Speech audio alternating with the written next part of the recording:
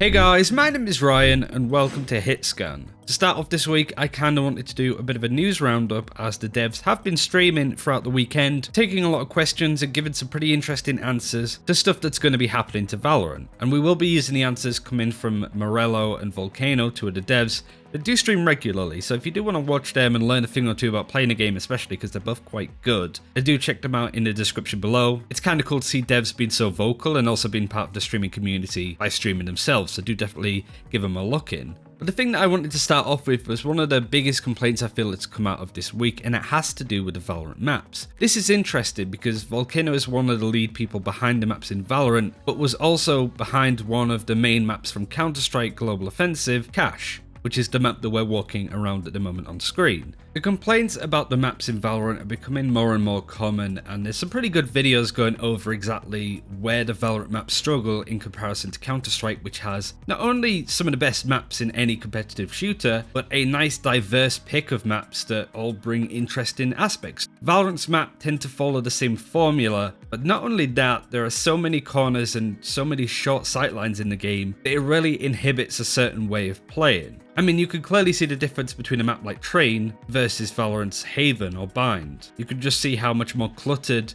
and more busy the Valorant maps are in comparison, and that's kind of frustrating a lot of people. The reason why this is such a long lead-in is that Volcano goes into detail on why the Valorant maps are so close quarters, why there's so many sightlines being cut short, so many boxes, behind corners, behind more boxes, why there's just so much clutter, I suppose, on all of these maps, and it has to do with the unique aspect of abilities. There is a reason for it being that way, given how much flush utility and recon utility is in the game. Plus, the thing actually goes Once pretty teams far, I think. start getting really proficient it might not at using that on frag the attacker range, side, but as long as the directionality, like, it ends up being really helpful having those those dog ears, corners. can We've point it in the had right versions direction. of the map without those corners, Should and it jump gets in really pretty hard. difficult I to think one thing we should play any decide sort of on is like spots if we're contesting with all the short recon or tools and flushing because tools. fine, But we're keeping 'cause an we eye can on it, retake, seeing how not it bad, is because we going don't have that forward. much control. I wanted to start with this because I think it's one of the bigger complaints that I've seen from the game, but it seems like we're going to get a lot of these cluttered maps due to the nature of Valorant and its abilities. And long sightlines are going to be exploited by Cypher's spy cams, by recon bolts, so having a map with loads of long sightlines just isn't really feasible. There has to be a nice mix. But another complaint that the game gets a lot is Pika's advantage. It was one of the things that Riot went to war on when they announced what Project A in Valorant was going to be. They were going to go to war on Pika's advantage and cheaters. And Pika's advantage feels for a lot of people to be worse than Counter-Strike. And this is something that Volcano actually wanted to talk about and myth-bust a little bit. So I think it depends heavily on what your ping is. If your ping is above 45, you'll probably start noticing some peeker's advantage. If your ping is below 45, the defender generally has the advantage. Peeker's advantage is heavily dependent on the ping of the angle holder, not the peeker. It's something we're talking about and looking at a lot. We think it's an important thing to pick apart, but I think I think that view of it's worse than CSGO is overly simplified. I do think there are situations in which it is, and we're working on that. There's situations where I don't think it is, and I think it's kind of like, since it's so hard to kind of pin down, it's really it's really easy to go it's better or worse and kind of want to give it kind of a passing or failing grade, when I think it's like, there's some things that probably do need to be improved to better meet our commitments, but there's also some things that are like working as intended or even better. Some of it's about movement speed, animations, server stuff or internet stuff that I have no idea about. Sorry about rambling on those two particular topics for too long. I feel like they're key areas of the game that more and more people are getting heated about, but I think the devs' response here is really important. And it goes to show where their heads are and kind of makes me feel, okay, they're aware of it and they're doing their best to try and fix it down the line. Or at least give their reasons to why things are in certain ways, much like the maps. But let's talk about the Omen Buff actually. I don't want to misquote this, so this is from the horse's mouth. This is what Modelo says is coming to Omen fairly soon. We're not meaning to change his power significantly. We might give him a tiny buff. It would be circumstantial. These are feel and experience changes. From my perspective, Omen's one of the characters we kind of wished we'd finished more of before we went into the beta state, so this is kind of us following through on that swing. Yeah, like as our art has kind of come along throughout the project, Omen was definitely one of the first ones we hit. So as we're doing these updates right now, we're kind of going back and taking a second pass on a lot of his abilities right now. So he'll have a decent little art update So this is great news if you're an Omen main, simply for the fact that he has got changes coming, but also the way that he is now isn't finished. He's very much a closed beta character, so not only is he going to have buffs in a way that Morello kind of highlighted, there might be more changes coming in the future. Paranoia as an ability, for example, is a bit sketchy because there's a big difference between how the ability looks and how it should work versus how it actually works with its hitbox. It doesn't quite line up, so this is another area that no doubt Riot are looking at in order to improve it and make it stronger, and overall just make Omen better. So the state of Omen at the moment is just not finished, so he as a character is going to get a lot of fixes in the future, which will overall make him better, which I see as buffs overall. We've heard a lot about Riot's balance philosophy so far when it comes to Valorant, or at least what they're hoping to do, but there is actually a newer, more elaborate answer to what their plans are that I wanted to include in this video if you're interested. The short version of it is that we don't look at character win rates holistically, we actually do look at them by map, and also by side. And we have separate goals for what healthy looks like for all of those things. So any given day, we're looking at basically character round win rates on attacker side, on defender side, on each map. And then we have goals for basically, hey, when you look at the entire map ecosystem in aggregate, what are our goals for what character win rates or like a generally healthy character ecosystem should look like in terms of power? And then what's a healthy amount of texture between the maps? Because we do want different characters to be at different levels of power between maps. Otherwise, all maps could sort of feel samey. You should be thinking about which characters to pick on certain maps, certain sides. But we don't want it to be too overbearing. So basically, the interesting thing right now is a lot of players are learning the game, so everything's volatile. So things are moving around a lot just because players are all learning the game and the meta of the game is adapting. So it's something we'll continue to keep an eye on and make sure that it stays in a healthy state.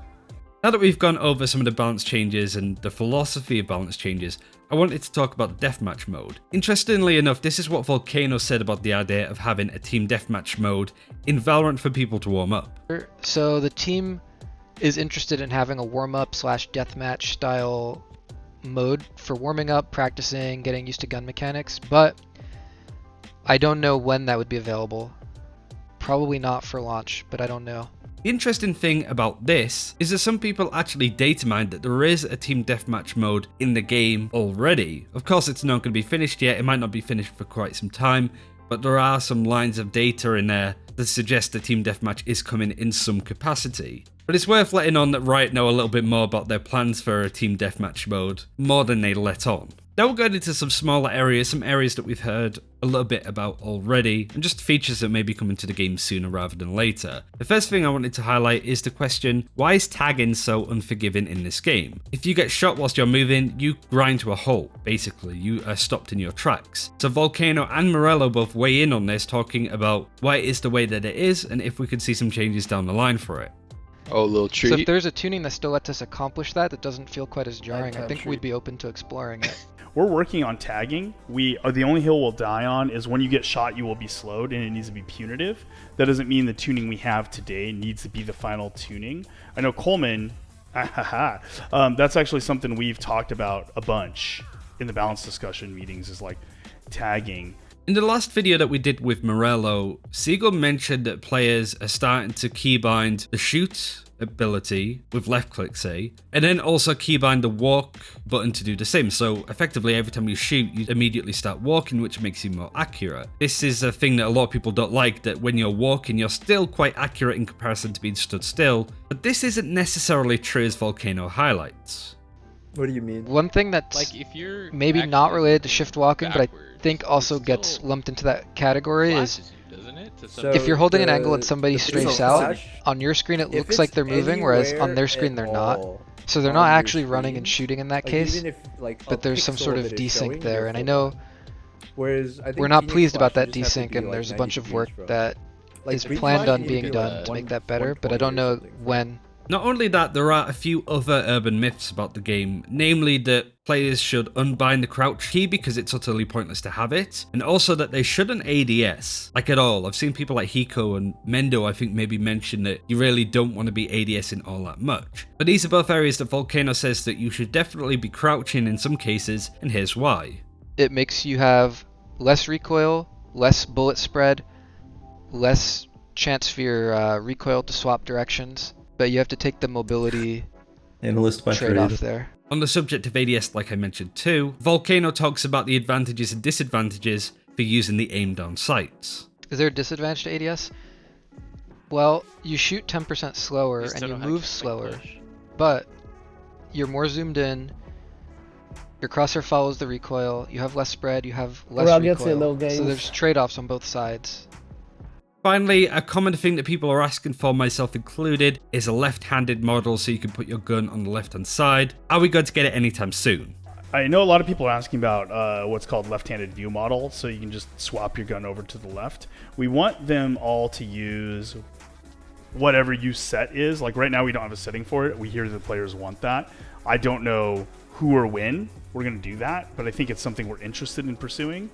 It's more of a, I don't know who would do that even. Honestly, it's not us, weirdly. Mm-hmm. It's like game systems. Yeah. But it's something we know we'd want to do. Like, it's a clear ask. Mm-hmm. Yeah. And that's all of the things that I wanted to go over in this video. Just a straightforward news video. We'll have guides and other cool stuff coming out on the channel fairly soon, so do keep an eye out. Thank you very much for watching. If you have any questions in the comments or anything to add, let us know. Like and subscribe if you haven't already. Take care, and see you next time.